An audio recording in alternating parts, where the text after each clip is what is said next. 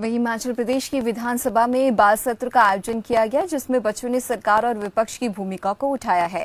और आपको बता दें कि 68 बच्चों ने हिमाचल के 68 विधायकों की तरह काम किया। डिजिटल बाल मेला की तरफ से हिमाचल प्रदेश विधानसभा के तत्वावधान में इस बाल सत्र का आयोजन हुआ। इस दौरान हमारे संवाददाता नीरज डोगरा ने बाल नेताओं के साथ खास बातचीत की। हिमाचल प्रदेश विधानसभा में बाल सत्र का आयोजन किया गया था। ऐसे में जो बच्चे हैं उन्होंने यहाँ पर भाग लिया था। बड़ी बड़ी जिम्मेदारियाँ वहाँ पर जो है बच्चों को सौंपी गई थी, चाहे वो मुख्यमंत्री की बात करें, उप मुख्यमंत्री की बात करें, नेता प्रतिपक्ष की बात करें या फिर स्पीकर की बात करें। साथ ही जो थे विधायक भी यहाँ पर जो है बनाए गए थे। बच्चों को जो है उन्होंने क्या कुछ यहाँ पर सीखा है उनसे ही बातचीत करते हैं। फिलहाल इस वक्त हमारे साथ सबसे छोटी उम्र के जो सदस्य थे उन्होंने यहाँ पर भाग लिया, उनसे ही बातचीत करते हैं। कौन से स्कूल में पढ़ते हैं और कौन सी कक्षा में पढ़ते हैं? कौन सी कक्षा में आप पढ़ते हैं? Sir 6th। और क्या नाम है आपका? कामेश डोगरा। आप जो थे विधानसभा में जो है अंदर सदस्य थे, कितना कुछ आपने यहाँ पर सीखा है? इससे पहले सदन की कार्यवाही आपने देखी थी? सर इससे पहले तो हमने कभी सदन की कार्रवाई नहीं देखी थी, पर सर वैसे तो बहुत अच्छा लगा। अंदर फैसिलिटी भी अच्छी थी, फैसिलिटीज भी। क्या कुछ सीखने को मिला है आपको? सर इधर विधानसभा में हमको कैसे बैठना है, कैसे उठना है, कैसे बाहर जाना है, कैसे अंदर आना है, किस तरह से काम करना है। स्पीकर की परमिशन के बिना कोई बोल नहीं सकता।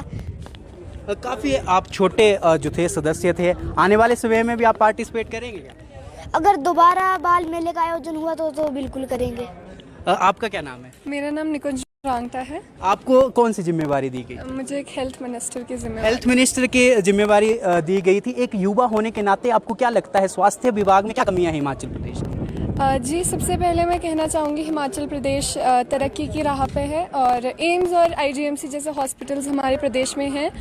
पर सर एक भारत का यूथ होने के नाते मैं ये बोलना चाहूँगी कि जो हमारे बच्चे हैं वैक्सीनेशंस के लिए वो पेरेंट्स की हेडेक है कि पेरेंट्स अपने बच्चों को वैक्सीनेट कर रहे हैं कि नहीं। वो एक गवर्नमेंट की तरफ से शिफ्ट होना चाहिए, क्योंकि बच्चे ही भारत का भविष्य है और भारत की ही जिम्मेदारी है कि बच्चों को एक अच्छी हेल्थ की कार्यवाही हो बच्चों के हेल्थ के लिए। क्या मैसेज अपने जूनियर्स को देना चाहेंगे कि और क्या आप सरकार से आग्रह करेंगे कि इस तरह के सत्र का जो है आयोजन किया जाना चाहिए ताकि युवाओं को जो है स्टेज मिल सके? मैं अपने जूनियर्स को कहना चाहूँगी कि ये चीज़ है जहाँ हम खुद प्रैक्टिकली करके देखते हैं कि क्या होता है। हम आज तक बुक्स में पढ़ते थे 0 आर क्या होता है, क्वेश्चन आर क्या होता है, पर यहाँ हमने प्रैक्टिकली करके देखा कि क्या क्या चीज़ें किस किस तरह होती है। तो मैं अपने जूनियर्स को यही कहना चाहूँगी कि बढ़ चढ़ के प्रतियोगिता में भाग लें और जीतने के लिए नहीं बल्कि अपने कैरेक्टर डेवलपमेंट, अपने पर्सनालिटी डेवलपमेंट के लिए इसमें भाग लें। क्या एम रहने वाला? मैं एक सिविल सर्वेंट बनना चाहती हूँ। आपका क्या नाम है? आरजू शर्मा। आपको कौन सी जिम्मेवारी दी गई? रोड एंड ट्रांसपोर्ट मिनिस्टर की। आपको क्या लगता है कि पीडब्ल्यूडी विभाग में क्या खामियां हैं जो सुचारू होनी चाहिए, जो ठीक होनी चाहिए? जी, सबसे पहले तो मैं बोलूँगी कि सड़कों का प्रावधान होना चाहिए। सड़कें बहुत कच्ची हैं, हर आए दिन 3 व्यक्तियों की मौत हो जाती है और सड़कों के किनारे क्रैश बैरियर लगाना चाहिए और सड़कों को ब्लूमिंग हाईवेज़ की तर्ज पर विकसित करना चाहिए। दूर दराज के क्षेत्रों की बात करें तो वहाँ पर सड़कें नहीं हैं। क्या लगता है आपको एक युवा होने के नाते वहाँ कनेक्टिविटी बढ़नी चाहिए ताकि वहाँ के एरिया भी डेवलप हो सके? जी, ज़रूर बढ़नी चाहिए। वहाँ के लोग बहुत मेहनत करते हैं, उन्हें बहुत लंबा लंबा रास्ता चलना पड़ता है और वहाँ के लिए कनेक्टिव रोड होनी चाहिए। क्या एम आपका रहने वाला? Sir IFS। आपका क्या नाम है? सर कामाख्या कौंडल। कहाँ की रहने वाली हैं और कौन सी कक्षा में पढ़ती हैं? मैं कुल्लू की रहने वाली हूँ और मैं कक्षा 7वीं में पढ़ती हूँ। कौन सी जिम्मेवारी आपको दी गई? प्राथमिक शिक्षा मंत्री।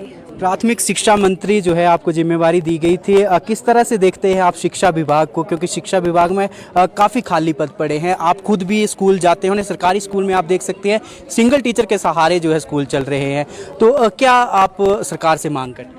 सर जो ट्राइबल एरियाज जैसे जनजातीय क्षेत्र होते हैं वहाँ पे टीचर्स की कमी होती है, वहाँ बहुत कम टीचर्स होते हैं जिससे जो स्टूडेंट्स हैं उनकी जो एजुकेशन में प्रभाव पड़ता है। इसलिए मैं एक ऐसी नीति लाऊंगी कि जो अध्यापक है वो एक निश्चित समय तक उस स्कूल में रहकर अच्छे परिणाम दे सके, जिससे बच्चों के रिजल्ट्स में अच्छे इम्प्रूवमेंट आए।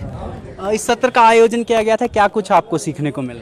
हमें सीखने को बहुत कुछ मिला। हमें सीखने को मिला कि कैसे कार्यवाही चलती है विधानसभा में, कैसे हमें बैठना होता है, हमें कैसे अपने रोल निभाने होते हैं, हमें स्पीकर सर से कैसे हमें परमिशन लेनी होती है, और ऐसे ही हमने बहुत कुछ सीखा। आपका क्या नाम है?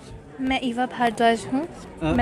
मैं ज़िला किन्नौर से संबंध रखती कौन सी जिम्मेवारी आपको दी गई? हूँ। मैं विपक्ष के नेता के तौर पर सदन में शामिल हुई थी। विपक्ष के नेता पर के तौर पर जो है आप यहाँ पर शामिल हुई थी। एक जनजातीय क्षेत्र से आप आते हैं, क्या लगता है क्या कुछ कमियाँ एक युवा होने के नाते आपको लगता है कि किन्नौर में रही? जितना मुझे लगता है कि सरकार भी काफ़ी प्रयास कर रही है मेरे इलाके को अपनी नीतियों में शामिल करने की, पर मुझे जो चीज़ बहुत खटक रही है, मैंने सदन में भी शामिल की, कि हमारे यहाँ पर नेचुरल रिसोर्सेज जैसे नदियाँ, ग्लेशियर्स, पहाड़ बहुत भरपूर मात्रा में हैं, तो उनको कहीं ना कहीं एक्सप्लॉइट किया जा रहा है।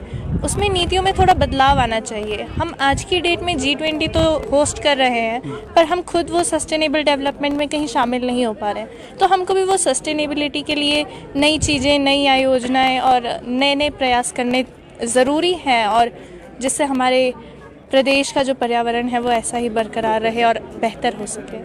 आपका क्या नाम है? सर मेरा नाम इक्षिता है। तो कौन से स्कूल में आप पढ़ती हैं और कहाँ से आप आए हैं? सर मैं राजकीय उत्कृष्ट वरिष्ठ माध्यमिक पाठशाला नीरी से हूँ, नीरी में पढ़ती हूँ और जिला मंडी से संबंध रखती हूँ। कौन सी जिम्मेवारी आपको अंदर दी गई थी सदन के बीच? सर मैंने MLA रूलिंग में अपना रोल निभाया था। बतौर MLA आपको क्या लगता है कि एक कैसा MLA होना चाहिए? एक युवा किस तरह का MLA चाहता है?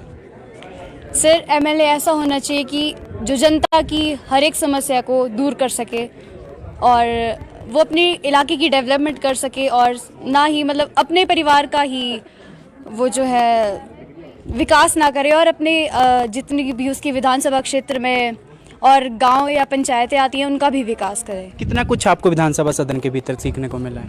सर हमें विधानसभा सत्र के अंदर सीखने को बहुत कुछ मिला।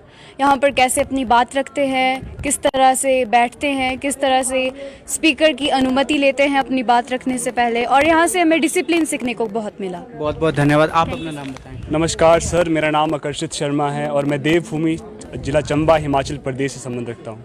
चंबा जिला से आप आए हैं, कौन सी जिम्मेवारी आपको सदन के भीतर? ओपोजिशन MLA की भूमिका इस सदन में निभाई है, और हालांकि मैंने जो हमारा चंबा जिला है वो इन 2018 वो सेंट्रल गवर्नमेंट के द्वारा जो है आकांक्षी जिला घोषित किया गया था, तो मैंने वो प्रस्ताव दिया है कि अगर चंबा से चौड़ी तक हाईवे टनल को प्राथमिकता मिलती है तो इससे न केवल एक स्थान से दूसरे स्थान की दूरी कम होगी, बल्कि पर्यटन की अपार संभावनाओं को भी जो है बल मिलेगा।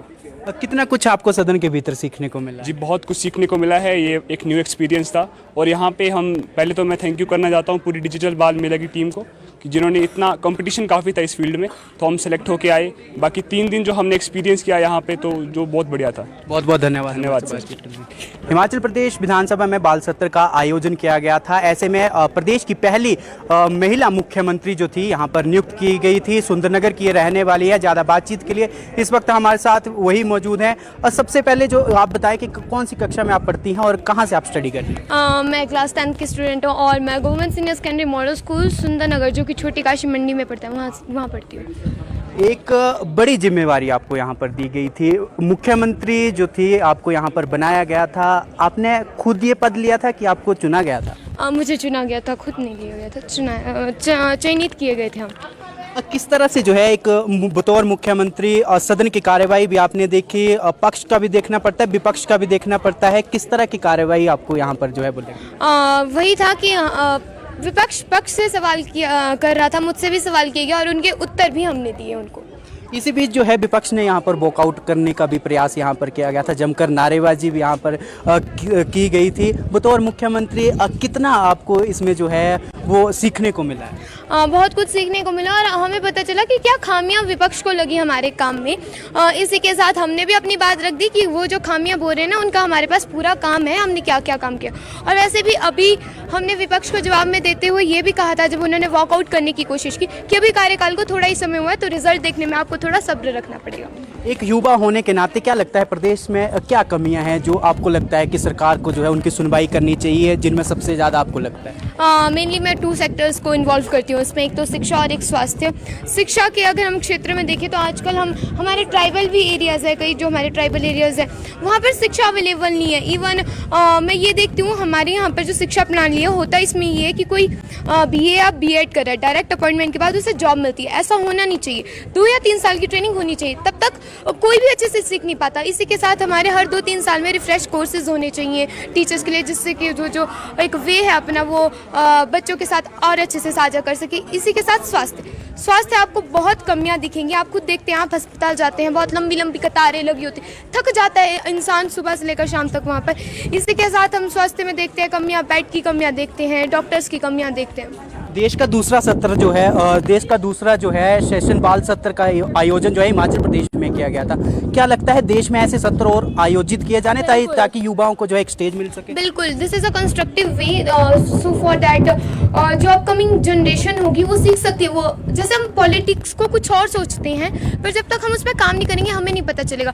ये एक बहुत अच्छा वे है, अपॉर्चुनिटी है कि बच्चे अपनी बात रख सकते हैं, वो बता सकते हैं कि वो सरकार कैसे चाहते हैं, और ऐसे ही चीज़ों का आयोजन होना चाहिए। और मैं थैंक्स करूंगी डिजिटल बाल मेला की प्लेटफॉर्म का, that gives us such an opportunity to become here and become CM, हम MLAs, और हमने अपनी बात रखी, वो बहुत बड़ी बात होती है। तो ऐसी अपॉर्चुनिटीज़ होनी चाहिए। बहुत बहुत धन्यवाद आपका बहुत। तो ये थे हमारे साथ जानवी जिन्हें जो है यहाँ पर CM नियुक्त किया गया था। आपको बता दें कि हिमाचल प्रदेश में जो है देश का जो है हिमाचल प्रदेश दूसरा ऐसा राज्य है जहाँ पर इस तरह बाल सत्र का जो है आयोजन किया गया था। इससे पहले जो थे राजस्थान में इस तरह का आयोजन किया गया था। अपने सहयोगी संजू चौधरी के साथ नीरज चोगरा, खबर फास्ट हिमाचल, शिमला।